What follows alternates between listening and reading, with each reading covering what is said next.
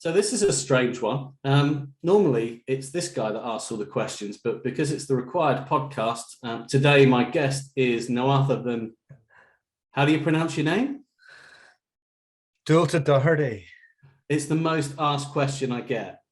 Who'd have thought 18 months ago, the most asked question would be, how do you pronounce his name? But thank you for setting the record straight. So, where we are, end of November. What is happening? The sun's shining. I'll take that. I'm just back from Barbados, where I was half working, half drinking, half getting a bit of downtime. I have a buddy out there who is living the tax exile dream. So interesting seeing how recruitment companies are just shipping up all around the world now that you can get these digital nomad visas. So it's and this would have been somebody who came from a really traditional, like, get them in, get the grads in, get a billing manager in to get the grads, and then have a traditional function. And now they're fully remote. They actually have an office, but they're not doing a tremendous amount in the office. And now he's out there and he's looking at, rewarding people to bring them out there tax-free after they've worked for a bit of time in the Dublin office. So business that's just completely turned things on its head. I love it. So you do time in Dublin to get to Barbados? Yeah, unless you're really shit hot, right? And then he just take you straight out there. Fair enough. No, that's good to know. So yeah, nice to see you've got a tan. Yeah. Oh no, you haven't really, have you? What? No.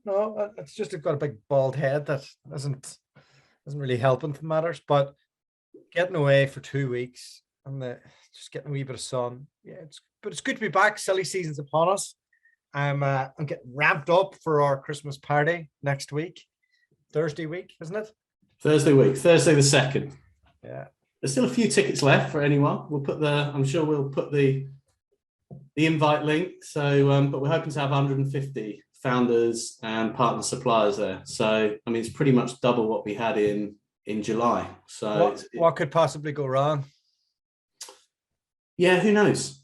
Who knows? But I think you will probably have a few drinks, so it won't matter to us what does go wrong.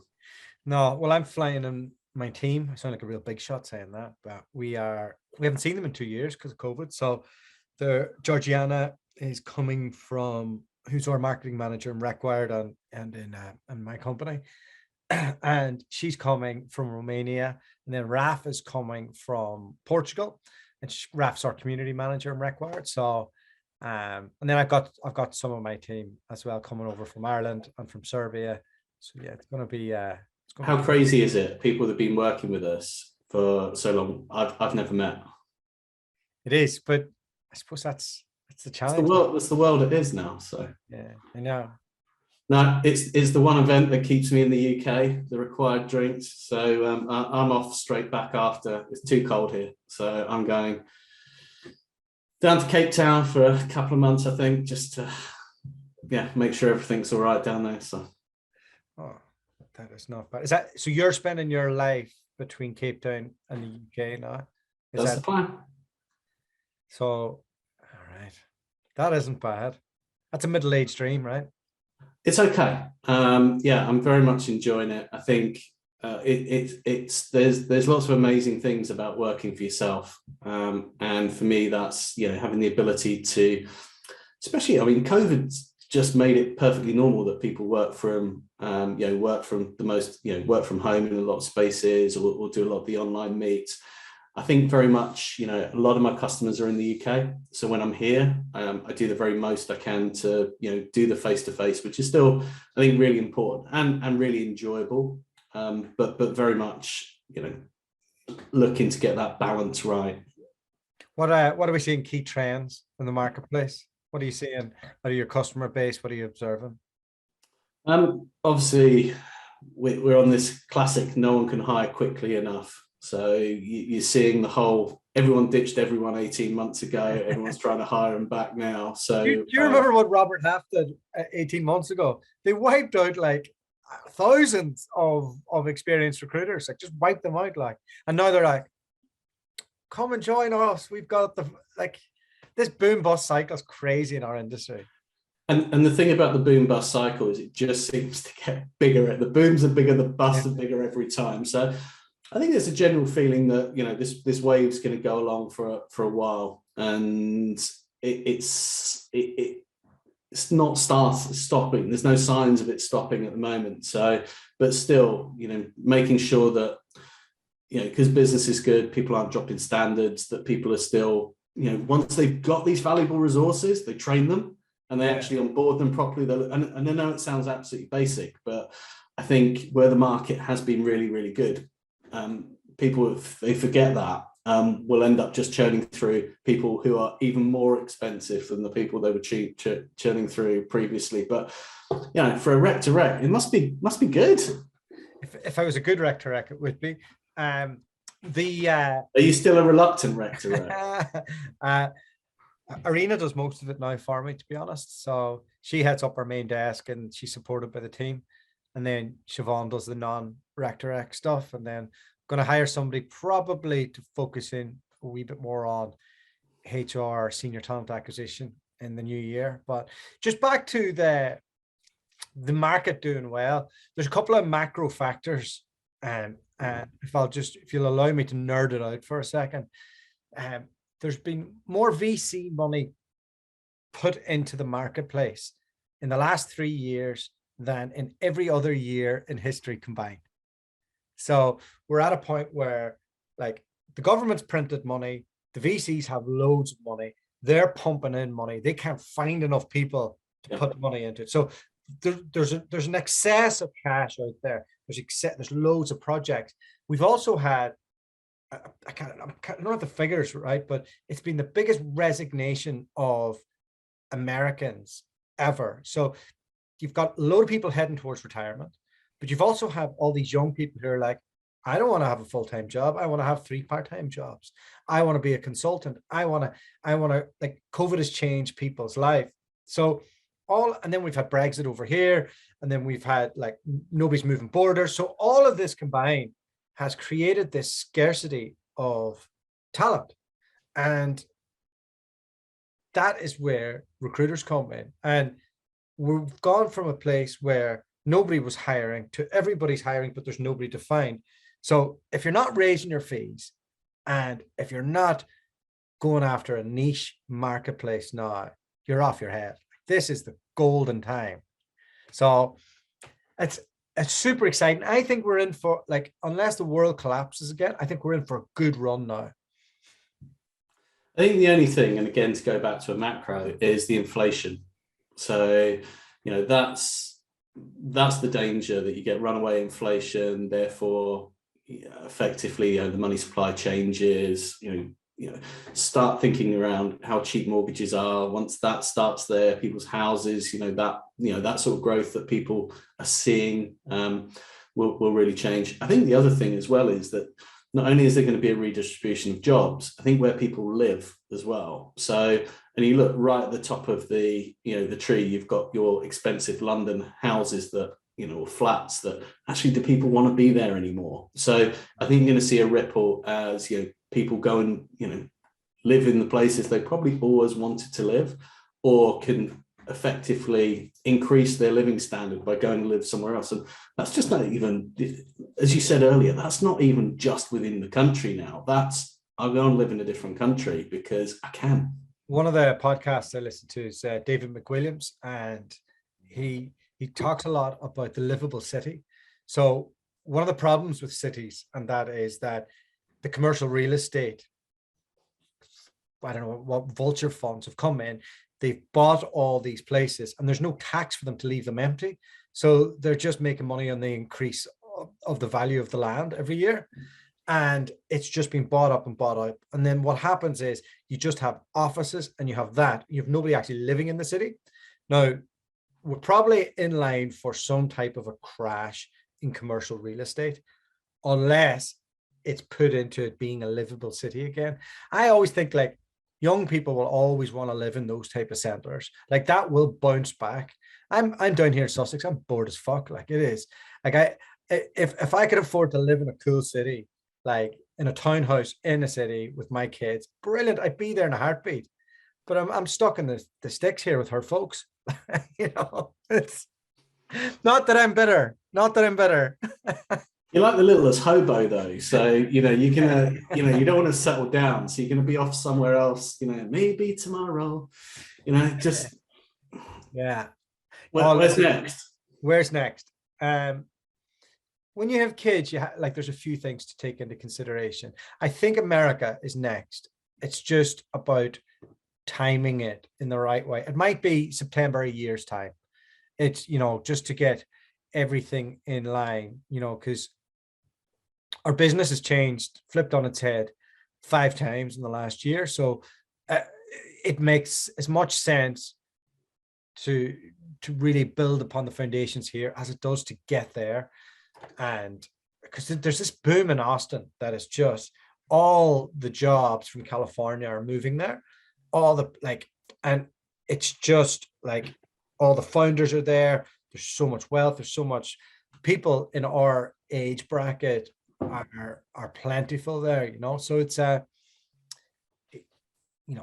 bottom feeding recruiters are just going to be, and the Neds and all the rest, they're going to be the next to get there. Is it a livable city? It's just about a livable city. It was a livable city, and they blame it on the Californians that it's not now. Right. But it's a livable city compared to Dublin, or London, But who knows? Because there's more space there as well, but it probably just doesn't have the infrastructure to support the growth that it has. But those growing pains, if you can be a recruiter in a market like that, it's unreal. I remember being in, when you were at S3, you would have seen what Australia did. Do you remember Perth was just this out of control rocket ship until it stopped? And to be in that and to learn recruitment in that is just so easy. You just think, oh, it's going to be this easy everywhere.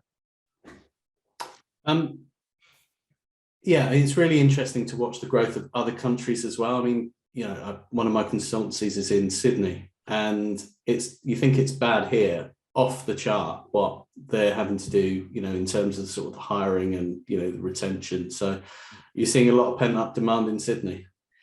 Listen, but they're great crack, right? The whole problem there is Australians don't want to do recruitment. Okay. They see it as a tourist job, and recruitment firms have tried to bring it back. They've all said, right? They've said, no, international Rec Direct's finished, and they're all so sure on this, right? No, we're going to get our own grads in. We're going to do. They've tried. The demand to move people over there now is crazy. It's because just it's the Australians just want to do other jobs. You could be a recruiter and make $70,000 or $80,000 starting out there, which is what, 35,000-40,000 British pounds, which is good money. Or you could go to a mine site for 100 grand, or you could go it just makes, and then all the middle class jobs there and all the rest. It's called years and years and years of Brits dominating the scene. So Doherty Group, you've pivoted 5 times this year. Not surprising. I'm surprised it's only 5. So given this is our end of year roundup, what's the Doherty Group going to look like when I'm talking to you end of November next year, 2022? I don't think it'll be tremendously different. So I think a lot of the stuff has been done. Right now, we do Rec to Rec, and then I will bring in other recruiters to do different areas, maybe just 1 or 2, not too many. And then obviously we have our virtual assistant team who do our marketing, our sourcing, our coordination. So we'll keep on building that, but we also have about, 20 temps out on that in recruitment firms. Okay. And then we finally got round to building that recurring revenue. Well, yes, because we've got our mastermind and our advisory program. So Charlotte's doing point solutions for bigger firms. She's just actually signed up to do her Power BI course, so she can do the high-end recruitment process automation. Yep. And my aim is to really steer her towards that high end stuff, and then create the e-learning platform, which is underway. So a long convoluted way of saying it's going to stay the same. It's just going to grow a wee bit from all the stuff we've done in the last year. So I suppose when I started speaking to you, rec to rec perm was 100% of our revenue. Well, you didn't have much in March 2020. No, but before that, right? It was 100% and 0% of your revenue. Minus all those bastards that wouldn't pay me. But I would say it will be 25% of what we do next year, which is great, right? You know, it's that's.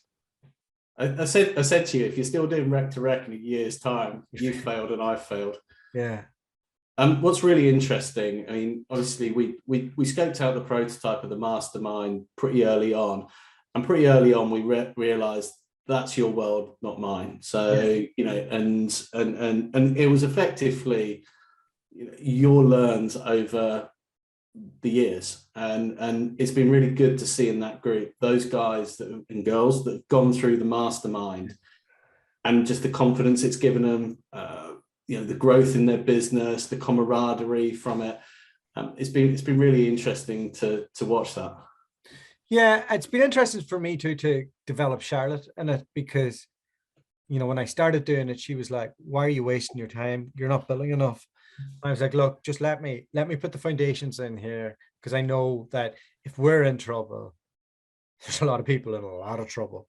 Yeah. So, and then when the market turns, we're going to have a framework to get somebody up, and, you know, from that point of being by yourself to 1 to 5 to maybe even 10, and to putting in those stuff. And I suppose the biggest lesson learned is when you're a solo, you can kind of get caught doing everything.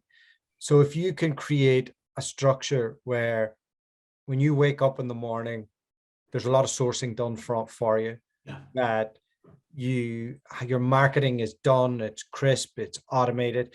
Like, you should be giving away your finance, you should be giving away your marketing, you should be either bringing in your sourcing or giving away a large part of it.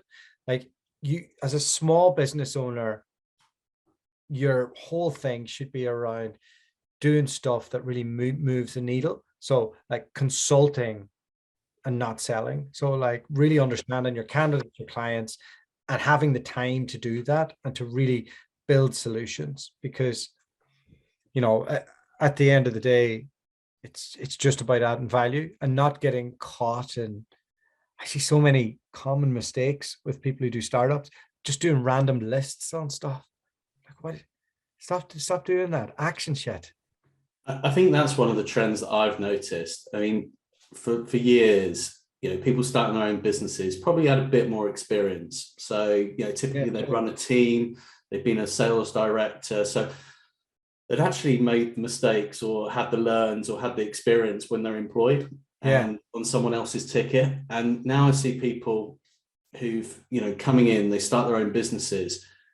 And if you've not managed people before, it's actually quite difficult. And actually, if you've not done it and you're doing it your first time and you're paying it out of your pocket, that's a very, very different scenario. So I think, I don't know how many recruitment firms have been, you know, created this year, but, you know, we're not going to be far off 50,000 recruitment firms, you know, by the middle of next year, I think. Well, we've coached 70, and common things that they do wrong is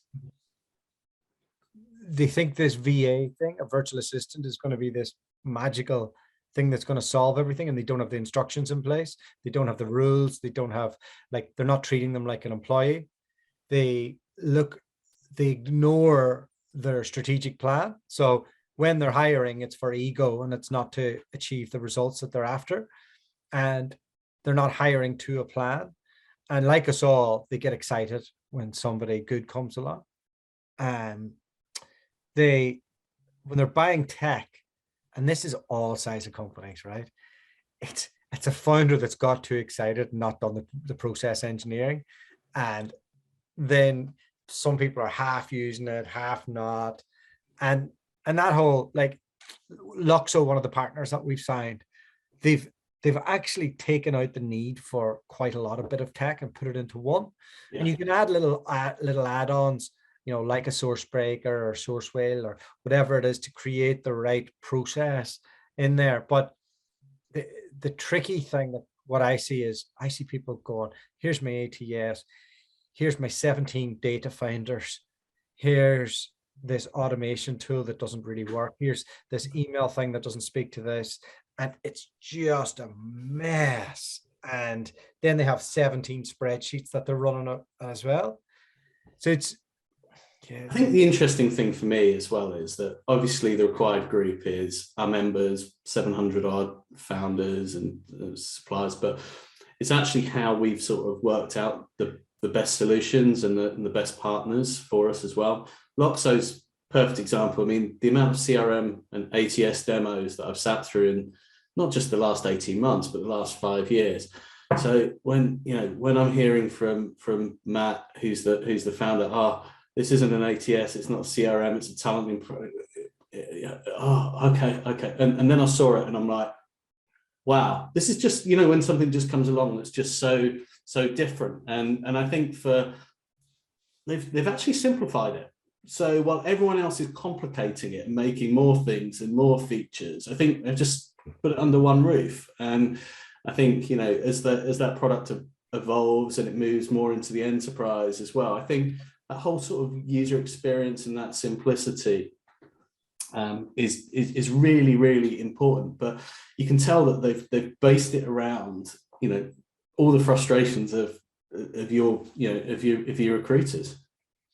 Yeah, it'll be more interesting to see how they go from the size of user they're at now to the bigger boys and the different stages that they're going to have to do to keep the magic that they have, but just to add that little bit of functionality that'll help management achieve their goals as well.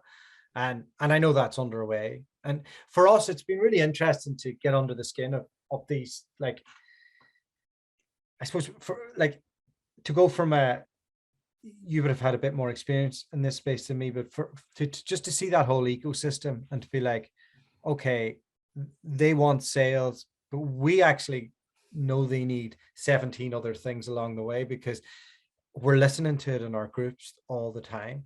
And you'll find that the bigger groups are better at the bigger size companies. The conversation's always around management reporting of something and maybe usage and data points, whereas the independents and the smaller guys, it's all passion. It's all like, this is what they're doing 10 hours a day. So you really get an eye on what does a super user want and need in a product, and they're brutal with it, so it's been useful to take that, bring that back to the guys and be like, look, we can help you, but you need to fix this and this, and then we can get you to the next stage.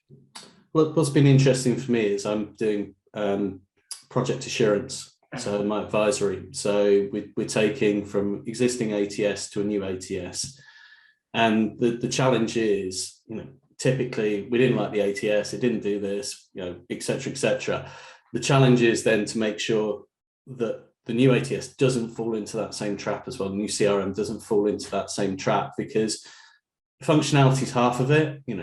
It's not the best functioning for that organization, but still it's around how do you make sure that everyone actually does use it in the way that you intended? How do you make sure you get the value, and you just haven't gone through a 4 or 5 month project just to shift the problem onto a different platform? So yeah, that's been, and getting that adoption and that buy-in, you've really got to understand the reasons why people would want to do it. And you've actually just got to make the system easier to use than not, and so intuitive as well. But it's there about the buy-in and actually it comes from the leadership.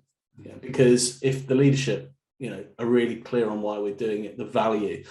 Also as well, the recruiter's got to understand what the value is for them as well. They don't care that, it's going to make your business more sellable in 5 years' time.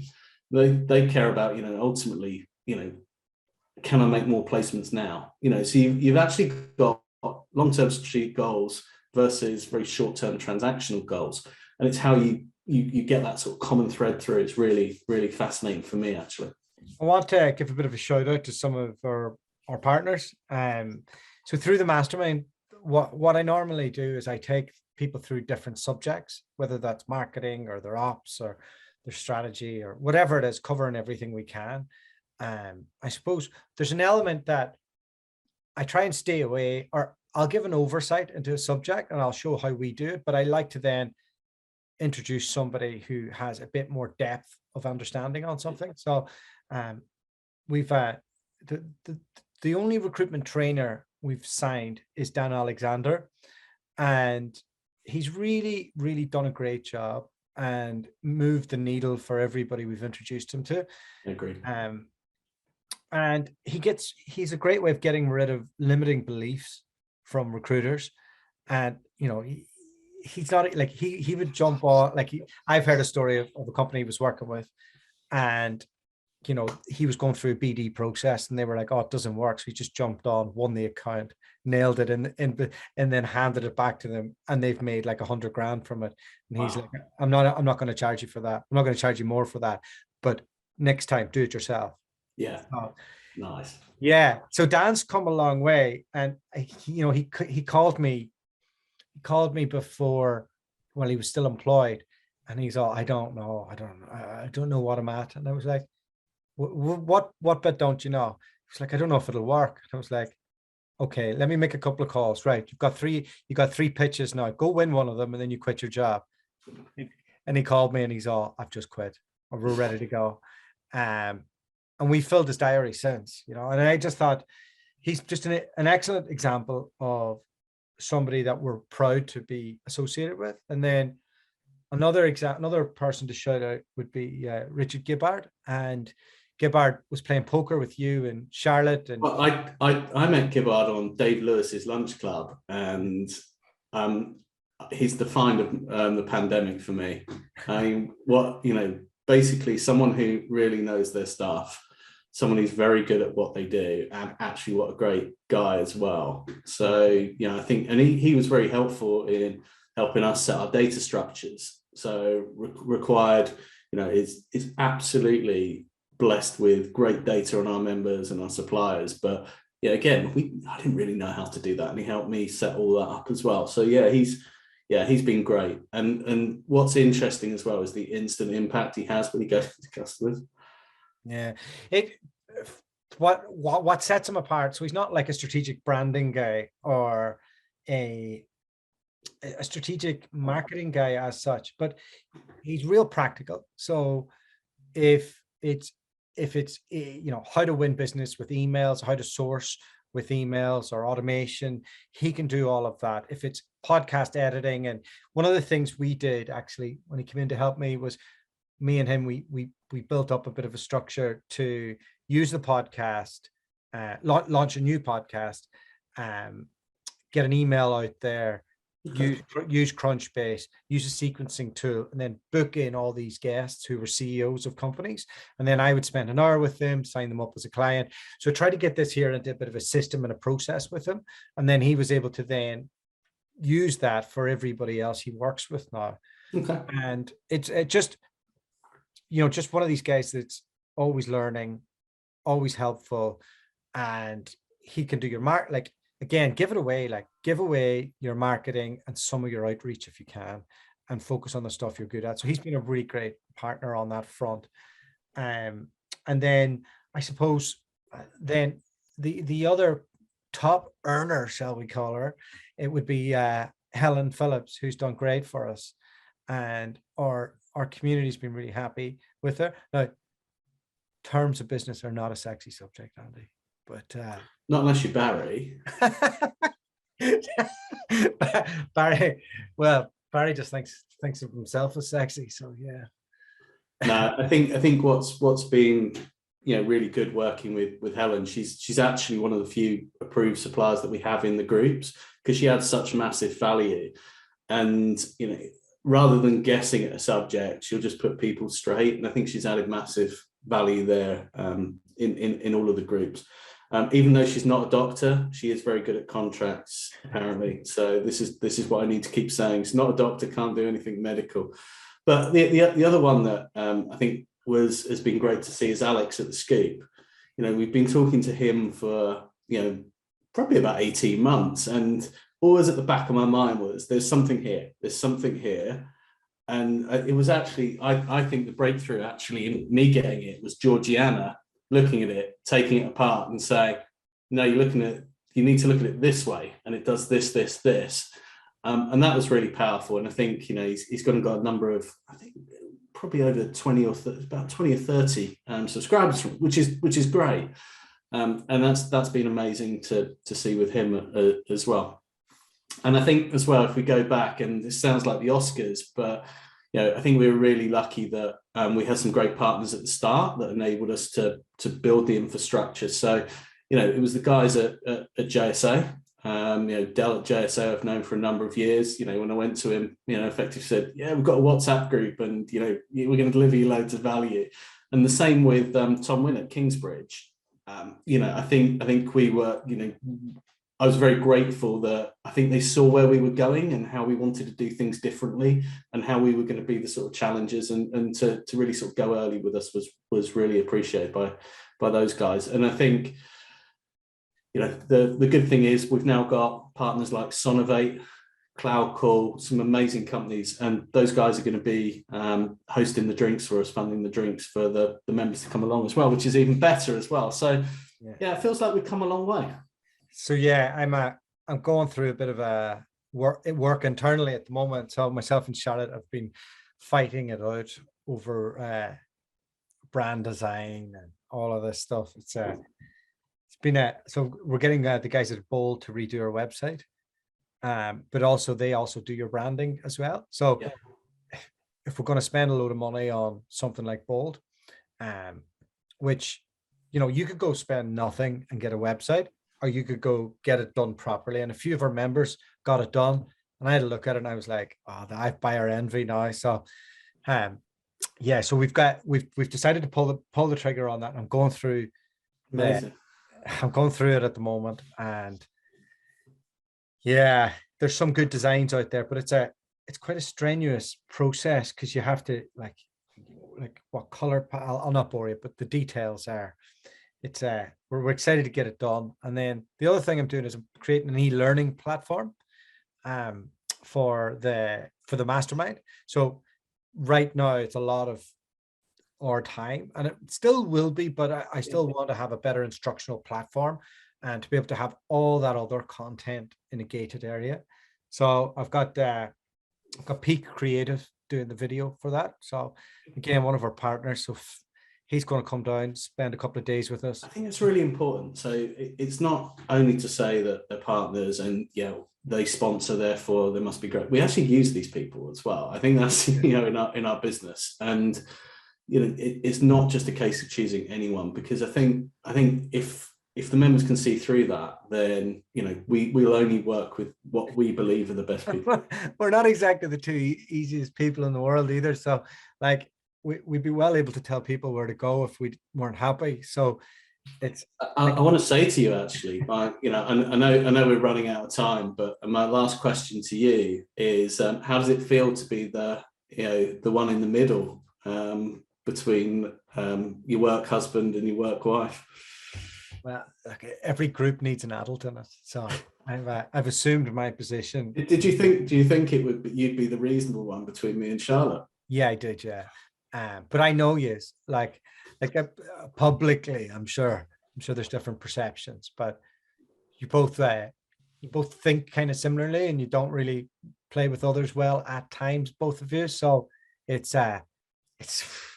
but ultimately, you're both very capable. So if we can get to the desired outcome, I'm willing to take a bit of that pain in the middle.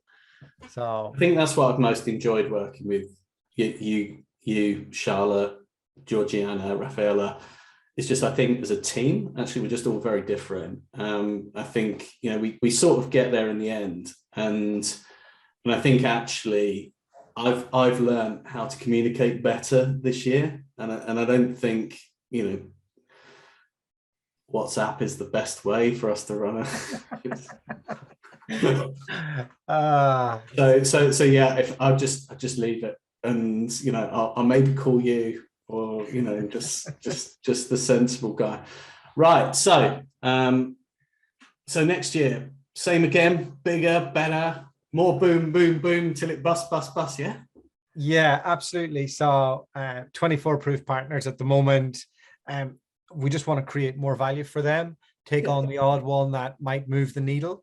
Got somebody lined up next month, but like I just want stuff that really, really works. And like we're probably at around 700 members. So